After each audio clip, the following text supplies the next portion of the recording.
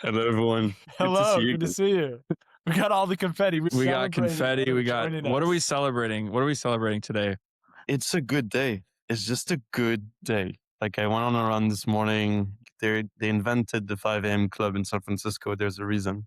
I would say I lived here for 6 years. I'm here just for 2 days, and yeah, that run whenever you see the sunrise, it's Yeah. pretty damn good. It's pretty damn Running in San Francisco it holds a dear place in my heart. Are you in the city? What part of the city were you running through? Or what part? in Embarcadero, ended up in the Marina, Fort Mason. I did that entire thing.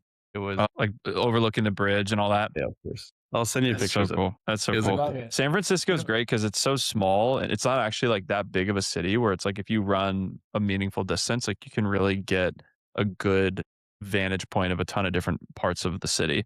Like the panhandles, Zach knows, like there's a special romantic place in my heart for the panhandle and the Golden Gate Park. I love Drew speaking really fondly. This is from a guy who was hit by a car running in San Francisco. That's true. I love that you still have positive memories about it. I mean, it's just that good, I guess. It's just It's that good. just that good. It's just that good. We hosted our ever first a very stable dash in San Francisco Mhm. with Cast. Shout out to Cast, a new supporting sponsor of the show. But yeah, man, Arthur, let's talk about you. Thanks for joining. You have so many interesting roles in the industry. And how do you, when you meet someone at a conference, even present or position what you're focused on right now? Because it's been fun to get to know you, but you're doing a lot of amazing things. So how do you position it? Hi. First of all, guys, thanks for having me. It's a pleasure to be here. I guess in general, the way I would describe what I'm doing is, yeah, I'm a fintech advisor, and I'm also the co-founder of Connecting the Dots. Connecting the Dots is probably one of the largest modern media platforms covering payments, banking, fintech. Marcel Van who started it, and basically I became an associate partner and continue to scale the brand with him. It's taken a scale that we never really envisioned. But that was kind of the foundation. I was always passionate about innovation, AI, stables, and everything else, which are kind of the keywords right now. And so right now I'm spending to build my own brand and that voice and authority in the payments and fintech space, as well as yeah, taking on kind of a portfolio of companies and helping those companies scale in the same space. So anyone kind of focused on innovation, of course I have a limited amount of time, but anyone focused on innovation, intelligence and payments and in fintech, the modernization of banking infrastructure, um, all of that ultimately are things that I am passionate about and try to help companies disrupt in that space. I love it. So you have this collaboration that became co-found or that became connecting the dots and payments has really Yeah. grown, like you said, to a scale you didn't expect. What was the journey to get in here? Give us the brief bio, Wow. because I know you've had a few wandering stops along the way to become this kind of, real expert in payments and real advisor in this space. Well, I appreciate it. I think the first thing I would say is unless you've built a payment system, unless you've actually created the product, engineered it and everything, I don't know that anyone is really an expert. So I think I'm very fortunate to be talking to a lot of people that are way smarter than me. And because I'm doing so right, I'm aggregating so much of that information, and I love being the dumbest in the room, to be honest with you. So that's a fun place to be, because I feel like I'm in the right room. That's actually how it kind of started. When I came to San Francisco, I used to play tennis and then I failed at that and I ended up in payments, right? But I came to San Francisco and I did 2 masters. It was kind of a dream of mine after my college career, to kind of come back, and I felt like the environment was perfect. And what a better place to do that than the Silicon Valley. So I come back to San Francisco, do 2 masters. Friends of mine actually end up going to a party in LA. I was working, so I didn't go. And there's this guy called Alexander Simpson that was building serial entrepreneur, amazing guy. He was building a company called Bispe at the time. He was co-founding it, and he wanted someone to be there in the US to help him kind of scale that business. I had no experience in that space. Honestly, fake it till you make it, 100%. Company Series A, about to raise a Series B. Everything still had to be built in the US. Join him on journey, learned a lot. And then kind of that was a fintech company, a buy now, pay later focused on B2B. And as that kind of evolved, I started being more passionate about payments, and it was an easy transition towards being more in the payment space. So I joined a company called Nuve. to open up and kind of disrupt the US business. And as I did that, I realized I knew nothing about how payments actually worked. And I was in a sales role.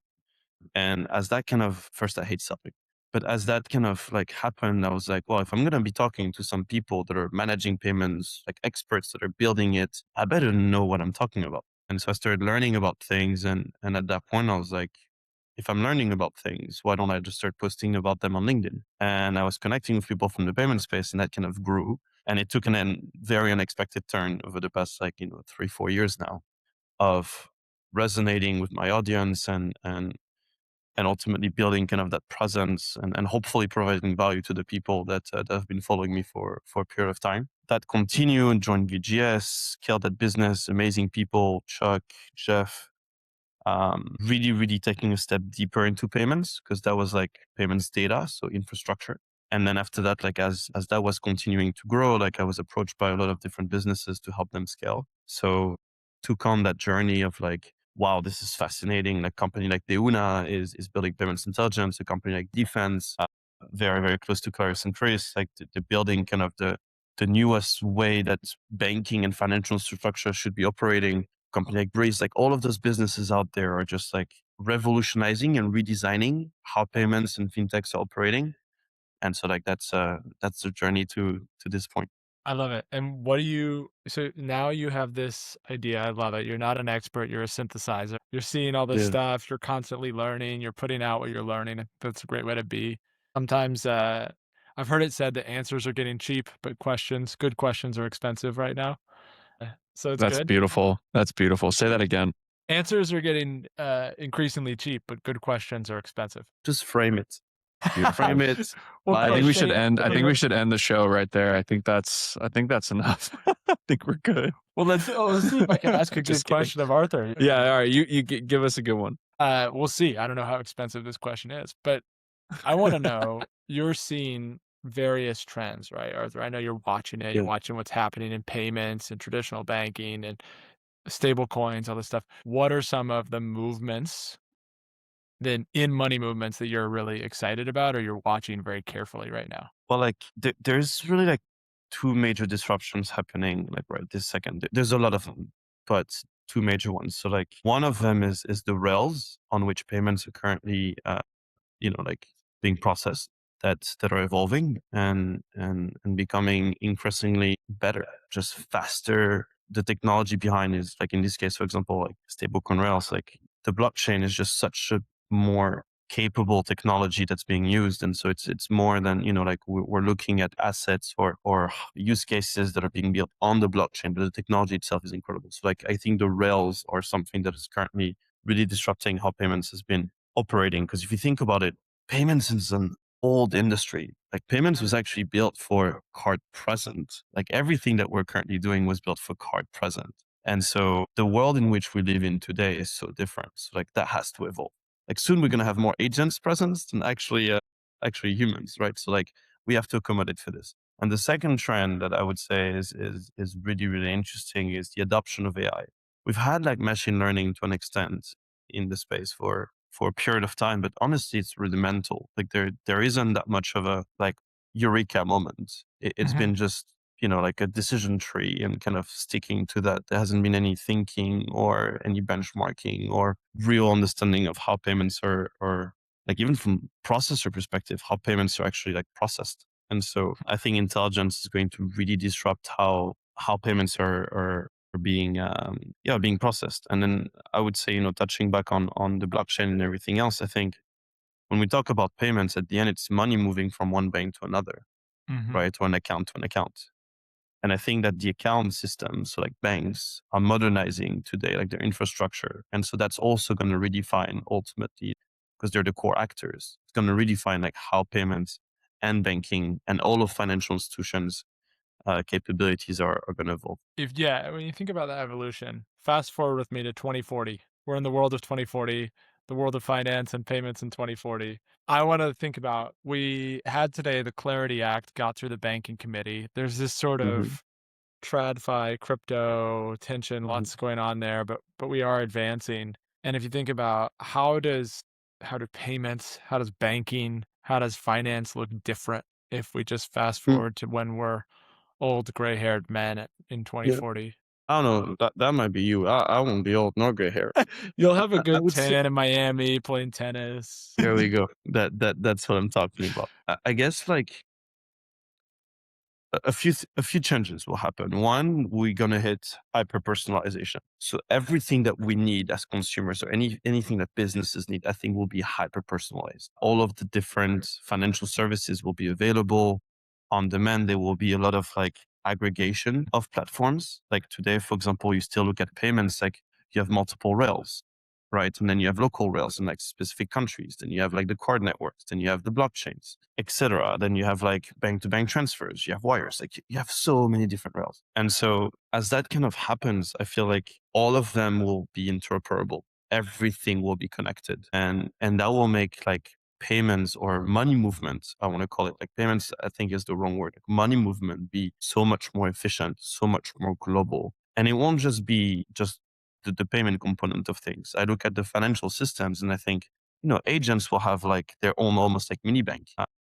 They'll have like the ability to not just have a wallet, but like have a lot more services, like almost like a super app, like a banking super app just available for agents, right? And I think I'm seeing this at a scale which is like it's evolving so fast, where AI is just going to disrupt the way that our lives are being lived. I think that the world that we know today, like the evolution, like it's going to continue to be exponential. And so, like, like I think 20 or 25 years ago, the smartphone came out or something like that. Like, I think that like in a year we're going to look at like what's happening on the agentic front and like how we use agents, and I think like it's going to be like just a norm.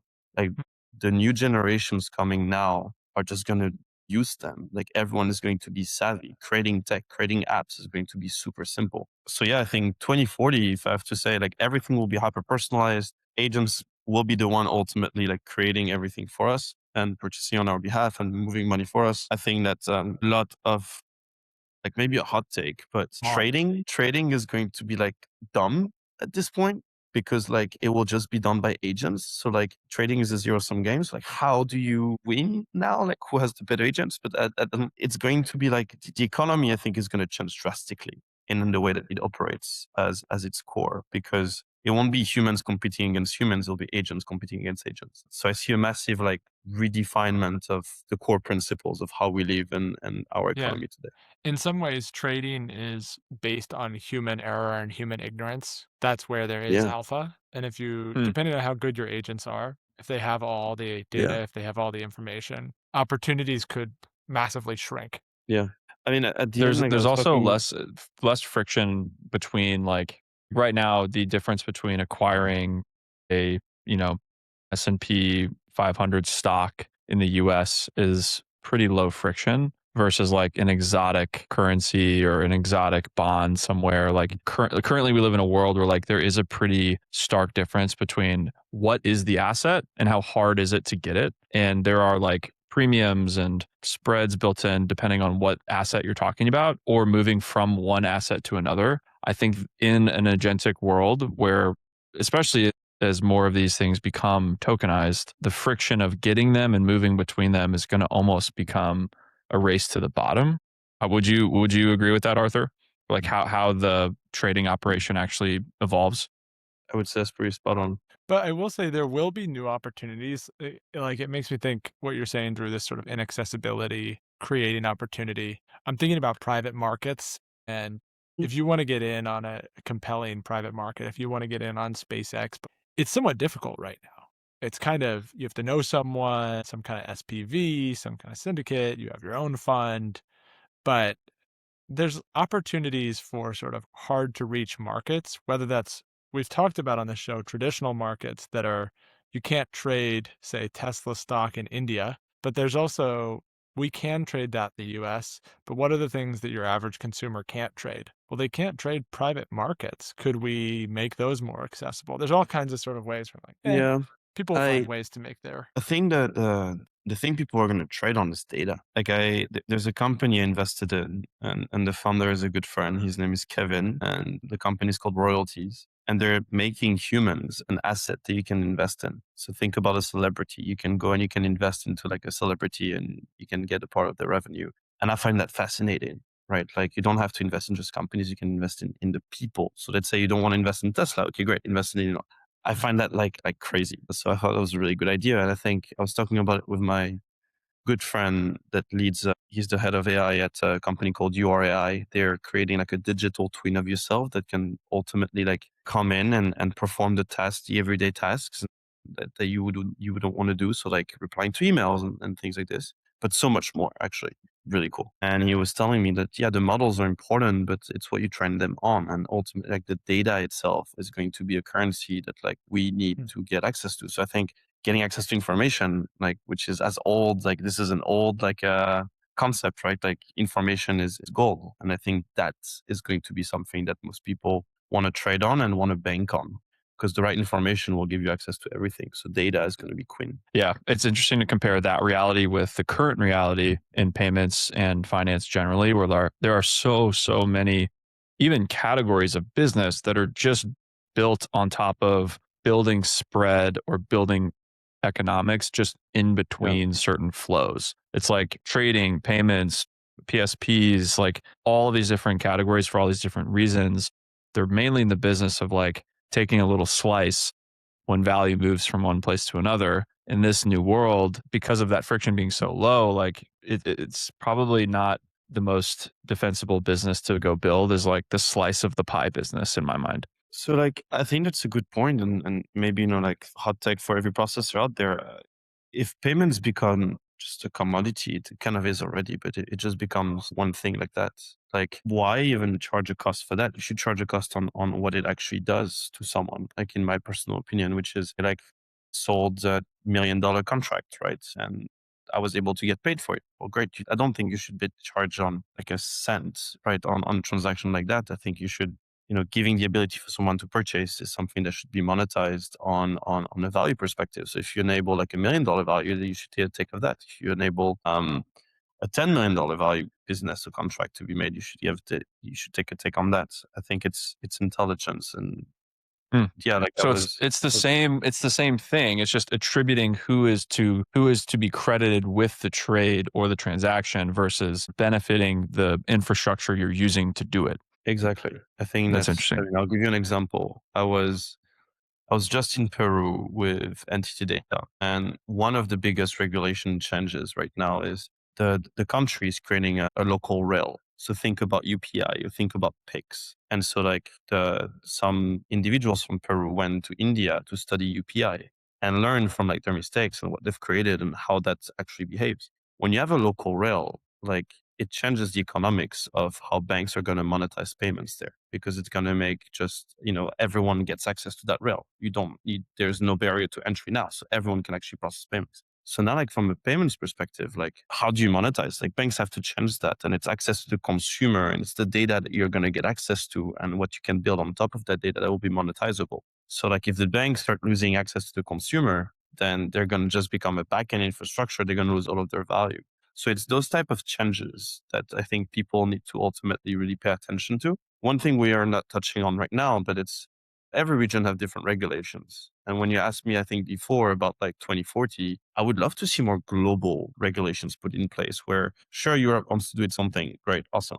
MENA wants to do it something, great, awesome. LATAM, each country, right? Like we should, if we want, even more globalization, if we want like agentic to continue to scale, regulations will need to follow. And for regulations to follow, we need more, first, like no wars, that would be great. But the second is we need a lot more collaboration between like leaders of this world on enabling kind of the continuity of globalization and just like global commerce, which is complicated, unfortunately. Yeah, it's interesting on a day when a lot of people are talking about US regulation, Clarity Act coming, passing the banking committee, it makes me think about that said, this world is so global. Hey, we got the Clarity Act coming down. We're testing new features out. Like you're I saying, like that. you're saying we've got enablement and sort of acceleration of the modern money industry is going to happen when regulation comes in out the rocks. But when it's so global, this global collaboration, global regulation might be needed. And you think, wow, how could that happen? All these leaders just want to be at war with each other. But you know how you get somebody's attention is you grab them by the wallet. So maybe the money will make them pay attention. Hope so. I don't Arthur, know that. you were, I was just looking at your a quick snippet of your speech that you gave. Was it in Peru about Yeah. the kind of this cash heavy market that's changing? What was that speech about? That might be a good thing to just quickly dive into if you have a couple more Yeah. minutes. The speech was very much about the implementation of a local rail in Peru, like mimicking what they've done with UPI.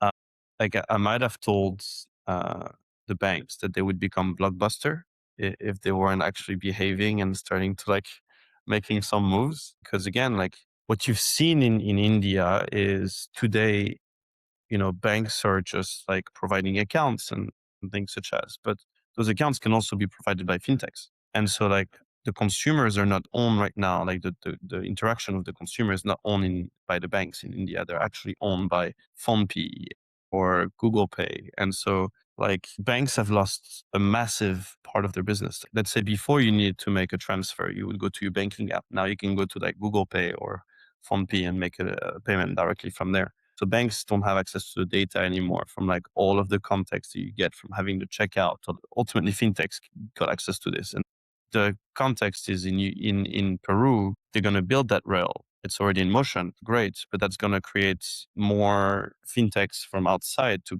have the ability to come in and start like coming into Peru and disrupting it.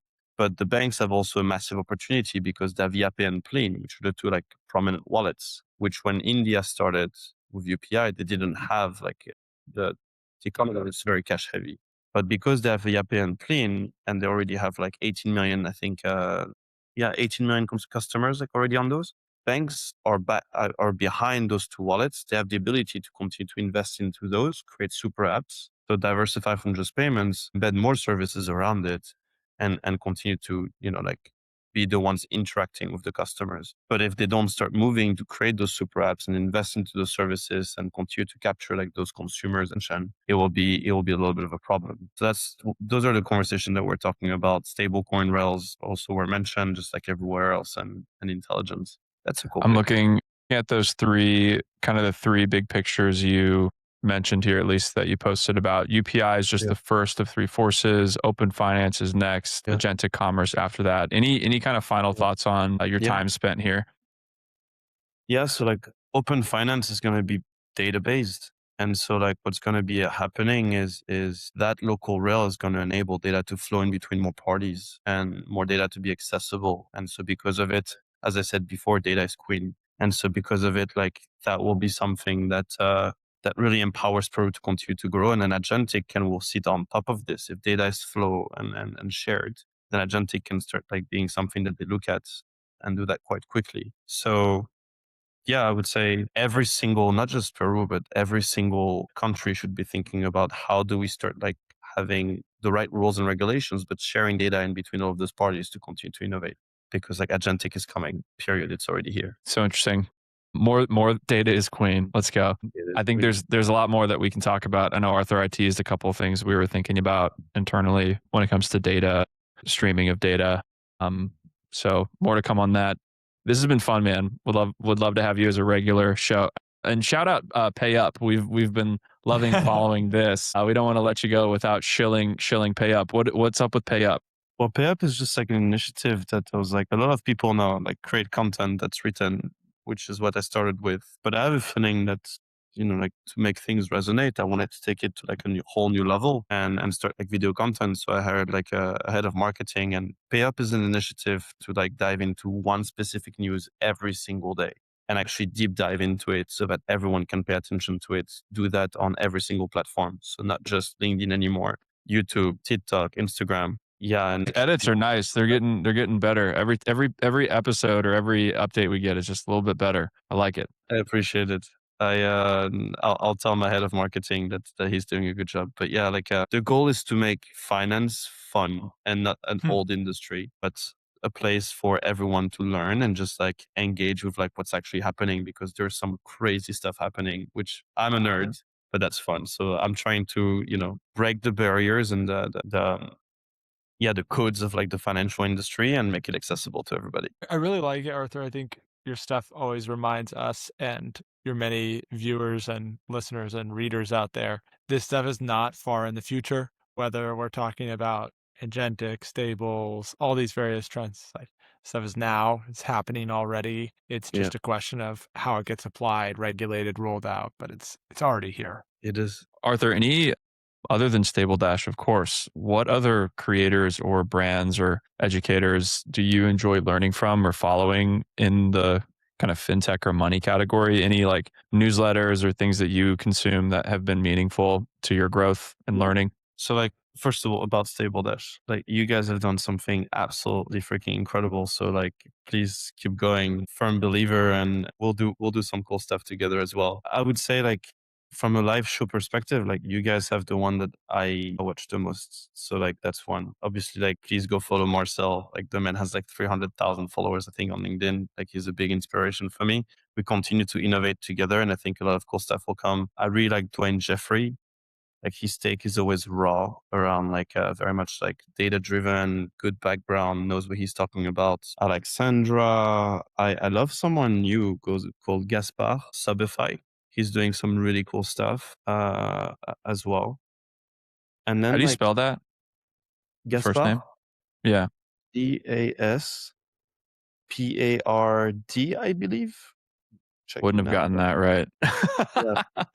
yeah, Yeah, I got him. Gaspard lesson.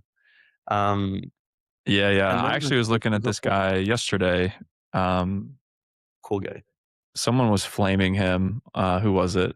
I think it was someone from Dragonfly. I don't know. He put something out and someone ripped it apart for some reason. But you got to shoot your Well, shot. yeah, like why not? But Why not? I would say like maybe to give one or two more shout outs that I I think it like was Snap Web. this. Yeah, This was the Stablecoins thing that. was Sorry to cut you off, Arthur. This was cool. specifically the post that I was looking at. I'm wondering if you did you come across this one from this guy? Didn't come across this one. This was the forgetting who it was. It was on X, but this was the post that got it was like whoever said this was like, let's stop doing this. Let's stop, embarrassing ourselves with these like what but I was like, what's so embarrassing by this? I think it was someone from base. So it was like The logos, yeah. it's sort of intentionally Yeah, I positioning mean, like base. like what I would say is one thing, right? Like with creators, I think in general we don't know everything.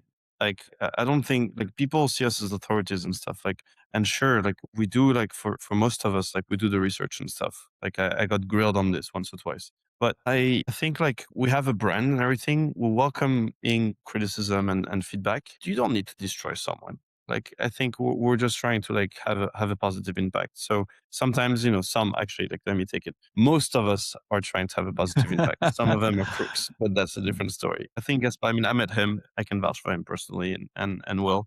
But yeah, like I think sometimes like you can also be wrong. In this case scenario, like the logo and Visa and Mastercard probably should be updated and things like this. But like I really like what he's doing. I saw a video from someone called Dan Agrizioni, I think. It's called One Life. And I would urge anyone to go out there. And what it basically says, it's don't stand in line, stand out. Be the crazy one. Just go out there and just be you. Like you have one shot at this. Just go and kill it.